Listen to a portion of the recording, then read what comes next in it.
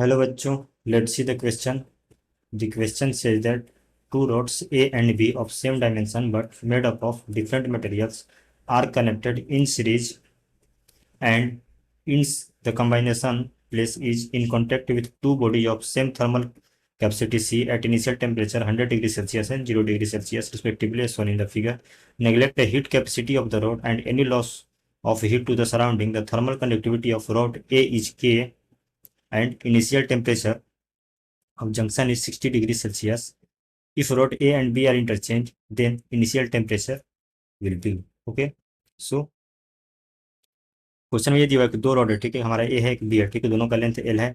ए के इन पर 100 degree Celsius maintain है, बी के इन पर 0 डिग्री सेल्सियस मेंटेन है, ठीक है।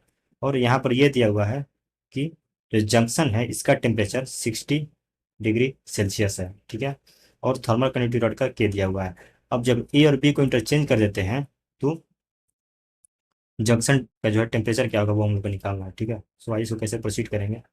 सबसे पहले इसका की कंसेप्ट हम लिखेंगे कि कंसेप्ट यहाँ पर ये हो जाएगा कि the amount of heat transferred through both ends will be same, यानी कि दोनों एंड से हीट ट्रांसफर सेम होगा, यानी जितना इधर से हीट जाएगा उतना ही इधर से भी जाएगा। ऑब्वियसली बात है, दोनों का एरिया सेम है, जितना हीट इधर जाएगा उतना इधर से भी जाएगा। सो इसको हम लिखें तो क्या हो जाएगा हमारा ये theta one equals to theta two, यानी दोनों का हीट सेम हो जाता है, ठीक है। हीट सेम का फॉर्मूला क्या होता है हीट निकालने का। सो फॉर इनिशियल के लिए क्या हो जाएगा हमारा के वन ए मल्टीप्लाइड विथ इसका इन का टेम्परेचर कितना है 100 है, माइनस जंक्शन का टेम्परेचर कितना है 60 है, equals to K to be का थर्मल कंडक्टिविटी मान लिए, और इसका जो है इनका टेम्परेचर कितना है, एक इनका 60 है, दूसरे इनका 0 है, ठीक है।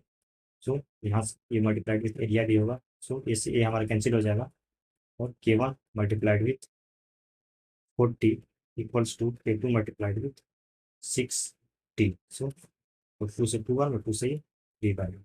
सो के one equals to 3 K to, okay. ये दोनों के बीच हमारा रिलेशन आ गया।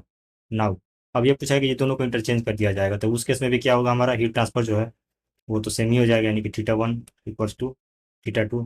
तो इसका उस समय क्या हो जाएगा, के वन है तो इसका के टू हो जाएगा, इसका के टू है तो के वन हो जाएगा। सो ये हमारा हो जाएगा के वन मल्टीप्लाइड विथ एरिया, ठीक है, एरिया तो सेम रहेगा, and the whole multiplied with इसका टेम्परेचर 100 है, माइनस मानते हैं कि जंक्शन का टेम्परेचर टी हो जाएगा, इक्वल्स टू, ठीक है। और ये के वन नहीं के टू हो जाएगा, क्यों, क्योंकि बी जो है उठ करके इधर आ रहा है, ठीक है। और इधर हमारा हो जाएगा के one multiplied with area multiplied with समय है जैसे टेम्परेचर टी होगा और इधर का 0 रहेगा, ठीक है। सो यहाँ से ए कैंसिल, और के टू के वन इक्वल्स टू है 3 के टू है, यानी कि K two multiplied with 100 minus T equals to 3 K two multiplied with T, ठीक है। के टू से के टू गया, ठीक है। तो यहाँ पर ये इक्वेशन हो जाएगा that 100 minus T equals to